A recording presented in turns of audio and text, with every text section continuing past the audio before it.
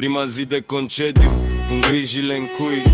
Stau acasă la mine, o art, hai, hui. Cu fratele Emez, vorba merge lin. Unde-i bine, nu-i grabă, știm asta din plin. Pe masă-i purcari, roșu ca focul, bem încet cu măsură, nu forțăm norocul. Caza-i caldă, sufletul liber și clar, că omul sfințește locul, nu banii din buzunar. Azi n-avem ceas, n-avem plan, n-avem umă.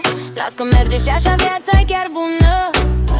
Când o iei din scurt fără tihnă, concediu ideal din lumea divină. Un șat de Jagger ca să fie de gust, cu fruntea sus și paharul și mai sus. Râdem, trăim că azi e azi, mâine vedem, n-o să mai fim cei de azi.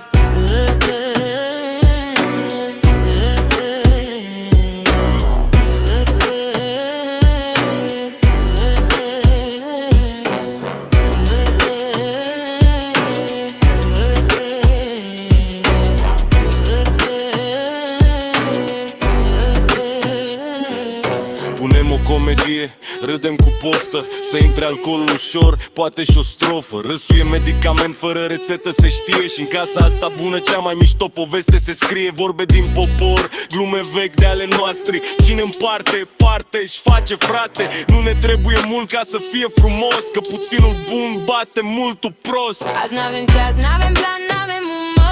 Las că merge și așa viața e chiar bună. Când o iei din scurt fără tihnă, concediu dar din lumea divină.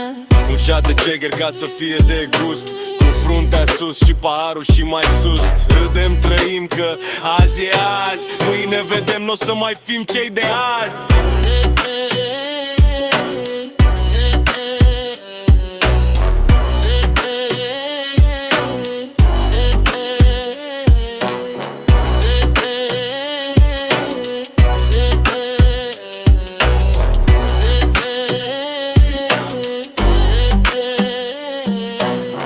Fără mailuri, fără șef, apa trece, pietrele rămân true.